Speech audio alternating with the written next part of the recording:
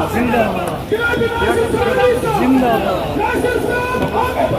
तुम्हारे साथ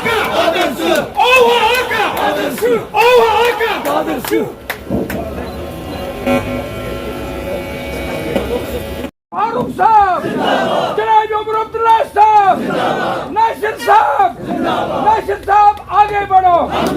चाहे मिनिस्टर हो, चाहे ब्लॉक प्रेसिडेंट हो, चाहे डिस्ट्रिक्ट प्रेसिडेंट हो, नाराज रिसाला जम्मू कश्मीर नेशनल कॉन्फ्रेंस जिंदाबाद। नासिर साहब का नंबर हम तुम्हारे साथ हैं, नासिर साहब का नंबर हम तुम्हारे साथ हैं, हम तुम्हारे साथ हैं। उधर ब्यूटी ओत्र हो और उमर सोबन हो ये इलेक्शन पेत्रन चुकनस पेमो सोनिस हल्क प्रेसिडेंट पेत्रन चुकनस गैस नहीं खबर ये मार्के में ये रोजी दिन वो अल्लाह ताला होता है कि हर कैंडिडेट को अपनी मर्जी होती है कि वो कहां से लड़े।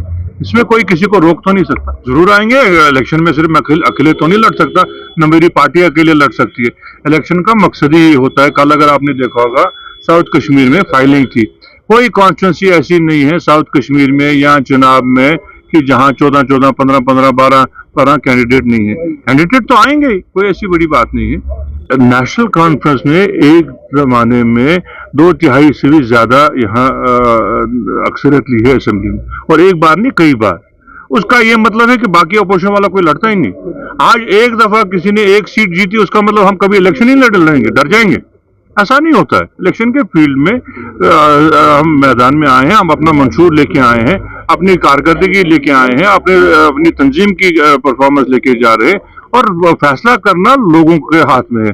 और मुझे अल्लाह ताला से पूरी उम्मीद है कि इस दफा नेशनल कॉन्फ्रेंस अपने बलबूते पे सरकार बनाएगी और अपने इत्तेहादियों के साथ मिलकर नई सरकार चलाएगी। कोई नई बात ये भी नहीं है, पता नहीं आप शायद पैदा भी नहीं हुए होते जब जमात इस्लामी इलेक्शन लड़ती थी, बल्कि एक टाइम तो ये था कि इन्होंने कांग्रेस से मिलके इलेक्शन लड़ा यहाँ पे। उस वक्त इनका इतिहाद कांग्रेस के साथ था। उनको आपको सवाल पूछना चाहिए, हमसे सवाल पूछने से ज्यादा उनको आपको सवाल पूछना चाहिए कि अगर वो इस फील्ड में आज आए हैं तो क्या उनकी बैन उठ गई है? अगर बैन नहीं उठी है तो वो किस बैनर पे इलेक्शन लड़ रहे हैं? और अगर इस वक्त वो इलेक्शन लड़ रहे हैं, उनको ये भी लोगों को किसी स्टेज पे बोलना पड़ेगा कि जो 30-35 साल उन्होंने इलेक्शन और वोट के खिलाफ बोला, तो वो सही था या ये सही है? और ये भी हमारे लिए तो अच्छी बात है कि वो आए और इलेक्शन में लड़े, क्योंकि उनका वोट वो खुद ले जाएंगे। वरना ये बड़ा फ्लोटिंग वोट रहता था कि ये कहाँ चला जाता था, इसमें कोई पता नहीं चलता था कि वोट किसकी तरफ रहता। आज उनके अपने कैंडिडेट होंगे तो लाजमी वो अपना वोट ले जाएंगे। देखिए जरा मैं आपको बताऊं, इन इदारा जात पे और जो फैसिलिटीज और जो इंफ्रास्ट्रक्चर खड़ा करना है, इस पे सियासत नहीं करनी चाहिए। सियासत हम करें बाकी इश्यूज पे जैसे हो, चाहे कोई भी पार्टी हो। यहाँ हमको बहुत मुश्किलात हुई हैं। यहाँ हर इंफ्रास्ट्रक्चर को सियासी पैमाने पे तोला गया है। यहाँ अगर कुपवारा की मैं बात करूँ, सिर्फ कुपवारा कॉन्स्टिट्यूंसी, यहाँ कुछ रखा ही नहीं, यहाँ सब कुछ ले गए। पिछली दफा तो चलो अब हम अलग बात कर रहे थे, आज आप देख लीजिए कोई भी इदारा यहाँ नहीं है। यहाँ सिर्फ एक डीसी बैठते हैं और एक एसपी साहब बैठते हैं, बाकी यहाँ के दफ्तरान सब चले गए। हमारा डिग्री डिस्ट्रिक्ट हॉस्पिटल नहीं था तो उसकी वजह से मेडिकल कॉलेज भी चला गया, 2 नुकसान हुए। फिर आयुष का हॉस्पिटल आया, वो भी निकल गया।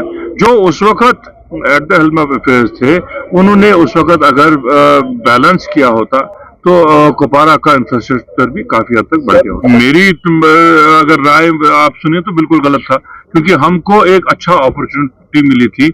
एक ऐसा एक्सपीरियंस लीडर यहाँ मिला था जो 2-3 दफा पार्लियामेंट भी गया था, वो चीफ मिनिस्टर भी रहे हैं, वो गवर्नमेंट ऑफ इंडिया में भी मिनिस्टर रहे हैं। उनको काफी एक्सपीरियंस है इस हर चीज का, एक तो सियासत का भी और डेवलपमेंट का भी। उन्होंने हम इस दूर दराज इलाके को एक तो सियासी तौर पे बहुत ऊंचे नक्शे पे लाया होता, और हमको डेवलपमेंट के लिहाज से बहुत काम मिले। पूरी कोशिश करेंगे। आपको क्यों शक रहता है इस बात का? इसे लगातार ये बयानबाजी हो रही है। लगातार बयानबाजी के लगातार 70 साल से बीजेपी बयानबाजी कर रही थी कि हम इसको हटाएंगे, कोई मानता नहीं था। जब उनके हाथ में ताकत आई उन्होंने हटाया। हम भी इंशाअल्लाह ताला ऊपर वाले से उम्मीद रखेंगे कि हमको जल्दी वो ताकत आए और हम उसको वापस लाएं।